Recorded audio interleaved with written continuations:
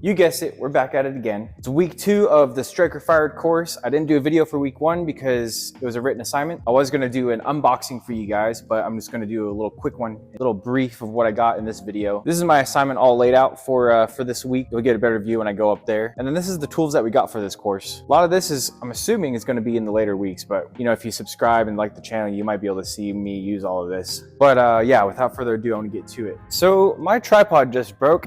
My camera is literally sitting on a very long vice clamp that I set up.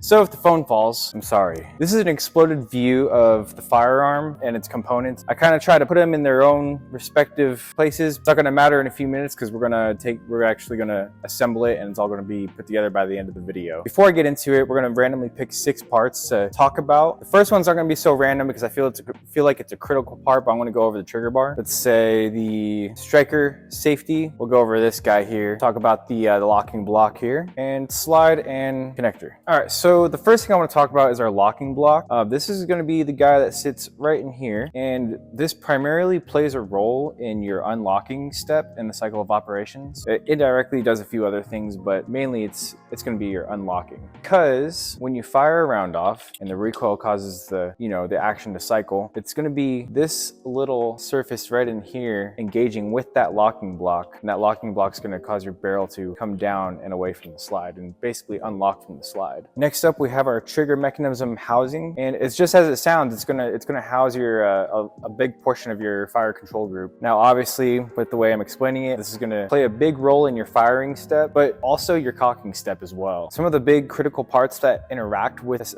this part is your connector and your trigger bar. There's gonna be a little bit of overlap when explaining these parts and how they play into the cycle of operations, so I'll be kind of jumping around. One thing that's unique to this part, though, is that this is gonna include your drop safety. So essentially, obviously, this is your sear up here. That sear isn't going to drop down until the trigger is pulled, because the trigger is what pushes this back and lets it clear that ledge. I want to go ahead and move on to these 2 parts. This is going to be your trigger bar. Now, this also plays a role in the cocking and firing steps, and your connector interacts with it here via your housing mechanism. And basically how these 2 interact, so this is going to allow you to fire your weapon and cock your weapon. This is going to allow you to reset your fire control group and do those same functions again. Say your sear is in the up position, this way. To fire and release the striker, the sear has to drop this way. So as you pull the trigger, it's going to disengage from that ledge that we mentioned here, your drop safety, and it's also going to move down. Now, overlapping into the slide, you have this surface here on your slide. See how there's like a little lip there?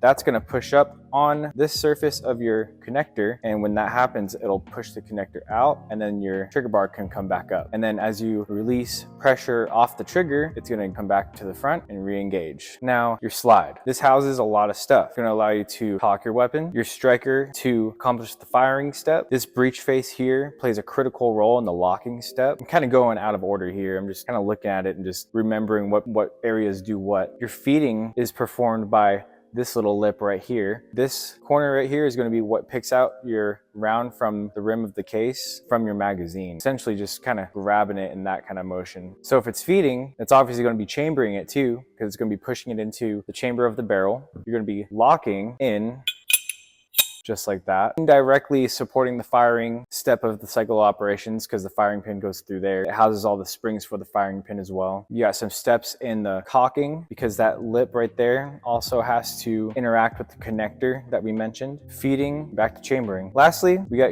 another safety feature here. This is going to be your striker safety, and this sits in this little hole here in your slide, and basically all it's going to do is when your trigger's not depressed, it's sitting on your striker just like this. Now that striker isn't going to be allowed to move forward unless that trigger is pulled, and when the trigger is pulled, this is going to move up. It actually sits in there this way, but yeah, this is going to move up and then allow the striker to move forward and back. Now I want to go over some of the critical manufacturing dimensions or physical dimensions of these parts that we just went over. The firearms world, obviously tolerance has to be very tight, almost zero tolerance in almost all the manufacturing that goes into firearms. Also, firearms are very, very timed. They're timed machines, which is what this brings me to. So we mentioned that this facilitates the unlocking step. When they manufacture this, determining the size and the width of this surface here is critical into the timing of when this becomes unlocked. Nevertheless, we have these rails here which engage with the slide to allow it to slide among the frame effectively and precisely. After you shoot a Glock a few times, or a Glock style pistol a few times, you'll see the wear marks on these, but these are heat treated and they're very, very durable. I've never seen these become worn. And I feel like the only way I can imagine this malfunctioning is, you know, if the roll pin became loose and fell out or something, you know. I can't even imagine what that would look like because I've never heard or seen of that happening. Moving on to our trigger stuff, it's going to be hard to keep these separate because these kind of work so closely together. Now this is a plastic, but it's also compact into the back of the firearm, into the tang. This one obviously has some critical dimensions because it's got to fit into the frame between this piece, between this here. This one obviously, just like the rest of the parts, has to have some critical dimensions in it, particularly the drop safety, because as you can see, that's not a lot of surface area, but it's just enough to the trigger bar, or the cruciform, that's what they call that, gives it enough surface area to engage with the drop safety. I haven't seen these come worn either, but after all, this is injection molded plastic, so I feel like one thing that you could see go wrong if, you know, if this started becoming faulty was, worst case scenario, your gun wouldn't be drop safe anymore if that ledge kind of wore down for whatever reason, or if there was just too much surface wear from the moving parts like the trigger bar and stuff, you might get a really spongy trigger, I would assume. Another thing that I've never seen before. This is where things get a little sketchy though. So your sear surface here can become worn. It takes a long time because this is also heat treated. I'd be very concerned and scared if it wasn't. But if your sear surface becomes very worn over excessive use, like I mean like excessive use, you could develop what's called a negative sear engagement. The easiest way to explain what that means is basically your sear can, when it's engaged with your firing pin, a negative sear engagement would be basically on the brink of slipping and sending the firing pin forward. If your disconnector lost its spring tension or became warped and became stuck in that direction, you probably wouldn't get a really good reset. You'd have like intermittent resets as well. I've never heard of these becoming worn. I know most firearm manufacturers, I know Glock for sure, and probably Palmetto State Armory, which is what all this is. I would assume that their parts that, you know, relate with safety are going to be heat treated. I would just go ahead and point out that I don't think, maybe you have, but I've never heard of anybody's Glock going off, you know, or not being drop safe unless it had something seriously wrong with it. Your slide is going to have wear, but the wear on your slide is actually going to help it run smoother.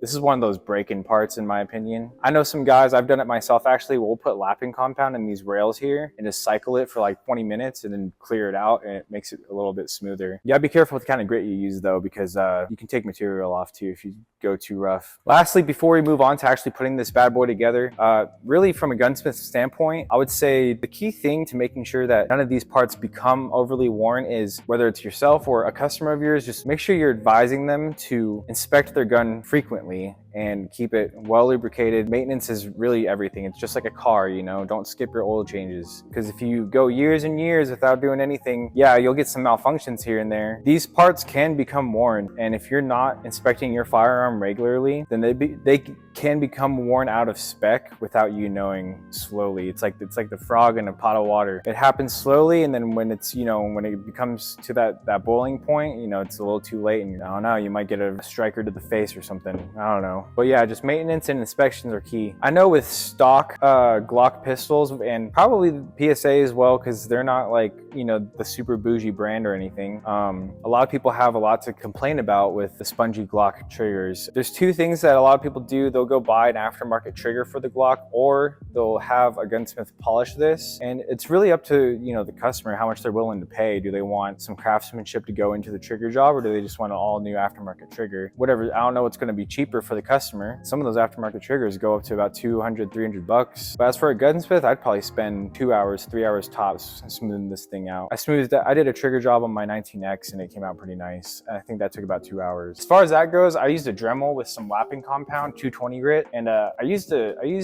one of these foam wheels that's in this picture. These are really handy if you don't have one. You know, either get one or take classes with SDI, because this is the second one I've gotten. So I guess without further ado, it's time to put this thing together.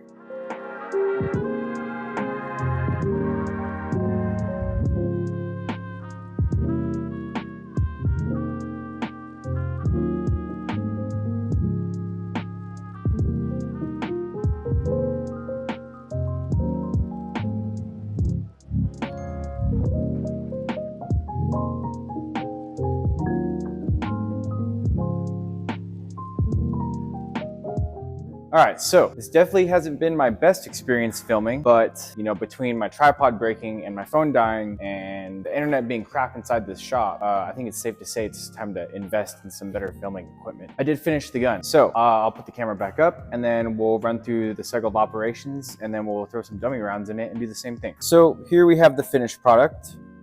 You're gonna make sure it's clear.